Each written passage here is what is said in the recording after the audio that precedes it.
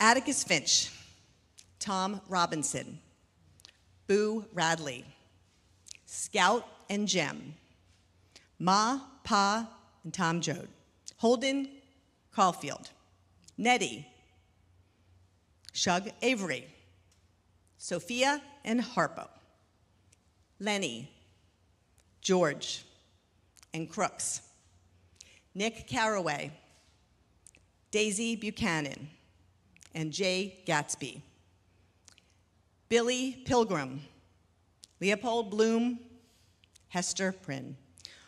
What other iconic characters and stories would we not know if we were not able to read about them in the masterful books within the pages they reside? Or how about the real stories and the actual lives behind some of these iconic nonfiction books? People like James Baldwin, Anne Frank, Maya Angelou, Malcolm X, Tobias Wolff, and George M. Johnson, whose autobiography is one of the most banned books this year. Or where else would we get firsthand accounts of important historical events, such as Juneteenth, the Holocaust, Tulsa's Black Wall Street, and Wounded Knee, and even non-historical events, things many deal with in everyday life, like discrimination, divorce, puberty, reproductive health, domestic violence, rape, bullying, gender identity, sex, race, grief, death, and so much more. It's no secret that things are getting worse when it comes to censorship, which is where we began with Andrew. And it's also no secret that we have a lot of work to do to regain ground and to live up to this year's Banned Books Week slogan, quote, "Let freedom read." You all know this, and frankly, so do the people behind banning books. Books do help freedom read and ring. Whether that's the freedom of our own individual selves, yearning to be heard or seen, or even just able to live our authentic selves day to day, living in our own skin, or being able to love who we love. Or whether it's the collective freedoms of our democratic society and the pillars it represents. FDR said those freedoms were freedom of speech, freedom of worship, freedom from want, and freedom from fear. Given what we're facing today, I would probably add a few personal ones: freedom to vote, freedom to marry, freedom to breathe, and freedom to learn. This is the reason why you all are here today, and the collective annual examination and uplifting of what censorship and book bans do to us as a people is incredibly vital, but more so today, now more than ever. I cannot tell you how honored I am to join you today and how impressed I really was when I first read what you were putting together. I'm also excited. I was really excited when I heard that Jamie Raskin was going to be here, and I was like, looking into it to see exactly what he was going to say as well. We know that Congressman Raskin and honestly many of our other members of Congress working every single day incredibly hard across the river to uphold our freedoms in Congress. And there's been really a lot of tough odds right now. They're at the precipice right now at our democracy's survival. And honestly, so are we in their legislature, in our school boards, schools, libraries, and all of you.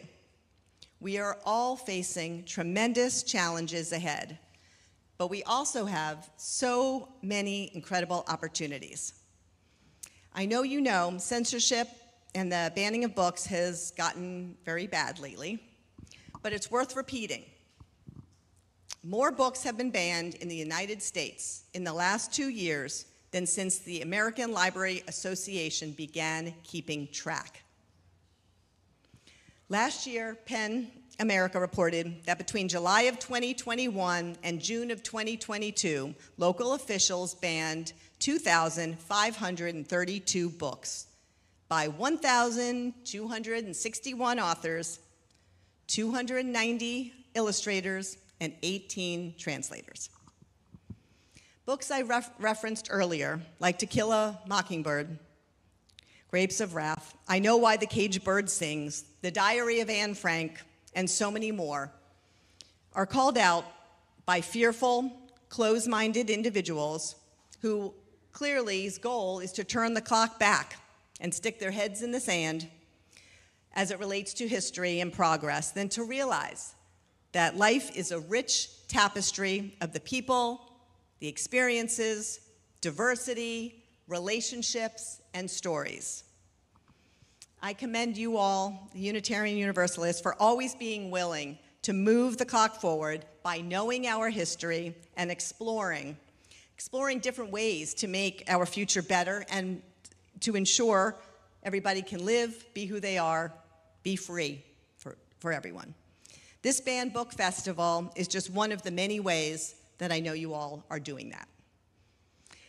The Unitarians stood toe-to-toe with us in Richmond when we voted our values, day in and day out, whether you all were writing postcards or texting or standing with us or testifying in support of or against certain bills. We passed the most comprehensive and common sense package of gun safety laws in modern history. And you know, you mentioned Martin Luther King Day and the irony there. You all probably know this, but also that day, Martin Luther King's birthday, is also the day of the gun rally. Talk about irony and everything else. So we protected and broadened reproductive freedom, and we can talk more about that later. As you know, we also abolished the death penalty. We made historic investments in public education from early childhood to higher ed. We expanded voting access. Many of you might not know that. We were 49th in the country for level of difficulty voting until my speakership, and when we were in control. We jumped to 12. We're now at 9. Elections matter. Thank you. We banned the use of chokeholds and no-knock warrants by law enforcement. We banned centuries of long discriminatory processes. We raised the minimum wage. We legalized collective bargaining opportunities for workers. We created the... because we realized that we needed to do better by workers. And you know what? We found out it's not mutually exclusive to do better by workers and also be the best state in the country for business, which we were too. We created, I mentioned the Virginia Clean Economy Act, finally putting us on a pathway to carbon neutrality. We ratified the Equal Rights Amendment and so much more, as I mentioned. We helped move all those initiatives with the most diverse leadership team that we have ever had. When I became speaker, I was shocked to find out that we never had black women serving as chairs until I came in. And it's just absolutely shocking. And that, again, that's the 400-year history. I also appointed the first ever black chair of the Appropriations Committee, who happened to be a male. The list goes on and on. But, you know, and actually I wrote down here, which I already said, is that we also did all this while making Virginia the best state in the country for business. And you know why? Because companies and businesses don't want to go to a place where, number one, you know, we're discriminating against their workers, or where we don't treat people with respect, we're not inclusive, we don't respect women. I mean, and where people are not safe from gun safety. So it's all common sense. It all works together. All of these values and ideals that I know you hold dear, and we do too, they're all in jeopardy right now. And, you know, I think when I think about it, I think we, along with all of you, succeeded in bringing Virginia into the mainstream of the 21st century. And I feel strongly that we cannot allow folks on the other side to turn the clock back. Far-right leaders have succeeded in weakening and even killing freedoms when it comes to learning, when it comes to access of information. And what they're doing, honestly, I just feel like would be laughable and unbelievable, except that it's true and it's literally happening. For example, I'm sure you all heard this, I was shocked, but in Florida, the textbook manufacturer they used was so confused they had gotten so much pushback over censorship that they were facing that this is what they wrote of Rosa Parks. It's shocking. Quote, Rosa Parks showed courage. One day, she rode the bus. She was told to move to a different seat. She did not. She did what she believed was right, end quote. Now, if I read that, as a young person, for the first time, or, well, heck, even now, I wouldn't have a clue. I wouldn't have a clue of why she was so critical to the civil rights movement, or that she was even part of it, from what I just read to you. So that just kind of puts it in perspective. It certainly did for me. We cannot let this type of agenda take hold in the Commonwealth of Virginia. And I know that's why you all are here, and certainly why I'm doing what I'm doing. I'm pretty sure you agree, because those 2 years of our majority, when we passed some of what I already shared with you, you were the people that made it happen. I know people give us credit, and me as speaker, but none of that would have happened or could have happened without each of you, and hence the purpose behind gathering everybody today and making sure you have a voice. It's the advocates, it's the organizations, it's the partners, it's the citizens, it's the community leaders, and you all stood and continue to stand up for what is right. You continue to tell stories in order to create better understanding, which is so important. Shared and continue to share your time to improve our communities. You gave and continue to give support to elected officials who share your values. You asked and continue to ask for help, and so many of you just simply living your truth courageously, showing others why we need to fight. So all of these ideas and all of these initiatives that we passed 2 years ago, I just have to say, are still popular today. They were popular then, and they're popular today. We simply must not allow them to roll back the clock. So we're all here together today because we care about what is happening to our country, because we care what is happening to our democracy, because we care what is happening to the Commonwealth of Virginia, as it relates also to access of information. So I know you all care, that's why you're here, and I just, thank you from the bottom of my heart. Thank you for providing me an opportunity to research even more in depth about this issue and to share with this Banned Books Festival. But more importantly, I thank you for caring about what is happening to our country and for doing something about it and communicating. Together, quote, we've braved the belly of the beast. We've learned that quiet isn't always peace, and the norms and notions of what just isn't always justice. Quote, and yet the dawn is ours before we knew it. Somehow we do it. Somehow we've weathered and witnessed a nation that isn't broken, but simply unfinished, end quote.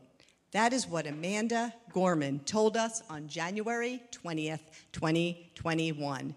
And that is exactly what a mom in Miami doesn't want to read in her library today. Quote, the one thing that doesn't abide by majority rule is a person's conscience.